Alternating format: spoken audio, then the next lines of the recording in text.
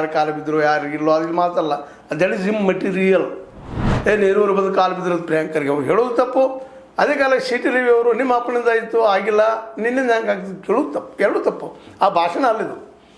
ಯಾಕಂದರೆ ಎರಡೂ ಭಾಷೆಗಳು ತಪ್ಪು. ಇವತ್ತು ಖರ್ಗೆ ಅವ್ರು ಮಾತಾಡಿದ್ರು ತಪ್ಪು, ಇನ್ನೊಬ್ಬರು ಮಾತಾಡಿದ್ರು ತಪ್ಪು. ಯಾಕಂದರೆ ನಾವು ಇವತ್ತು ಪ್ರಜಾಪ್ರಭುತ್ವ ನೆಲೆಗಟ್ಟಿನಿದ್ದೀವಿ, ನಾಗರಿಕರಿದ್ದೀವಿ. ನಮ್ಮ ಪ್ರತಿಯೊಂದು ಆಗು ಹೋಗುಗಳ ಬಗ್ಗೆ ನಾವು ಇವತ್ತು ತಿಳುವಳಿಕೆ ಉಳ್ಳವರಿದ್ದೀವಿ.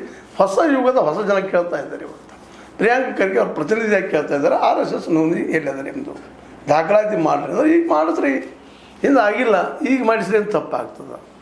ಮತ್ತು ನಿಮಗೂ ಕ್ಲಿಯರ್ ಆಗ್ತದೆ ಎಷ್ಟು ದುಡ್ಡು ಎಲ್ಲಿದ್ದು ಬಂತಪ್ಪ, ಯಾರು ಕೊಟ್ಟರು ಯಾರು ಹೋದ್ರಿ. ಈಗ ಯಾರು ನಡ್ಕೊಂಡು ಹೊಡ್ಕೊಂಡು ಹೋಗೋದು ಸಾಧ್ಯ ಇರ್ತದೆ, ಲೆಕ್ಕ ಇಲ್ಲಲ್ರಿ ಎಷ್ಟು ಬಂತು ಎಷ್ಟು ಹೋತು ಅನ್ನೋದು. ಹಾಗೆ ಸಹಜವಾಗಿ ಅಲ್ಲೇ ಹಾಗಿದ್ದಾಗ ಅನೇಕ ಜನ ಹೊರಡ್ತಾರೆ. ಆ ದುಡ್ಡನ್ನು ದುರುಪಯೋಗ ಮಾಡ್ಕೊಳ್ಳೋಂಥ ಜನ ಬರ್ತಾರೆ.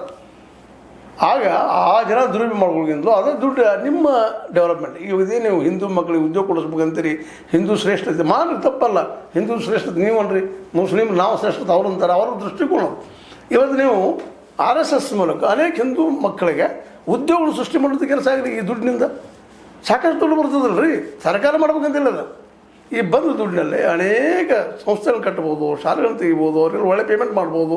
ಇದೆಲ್ಲ ಮಾಡ್ಲಿಕ್ಕೆ ಸಾಧ್ಯ ಇಲ್ವ RSS?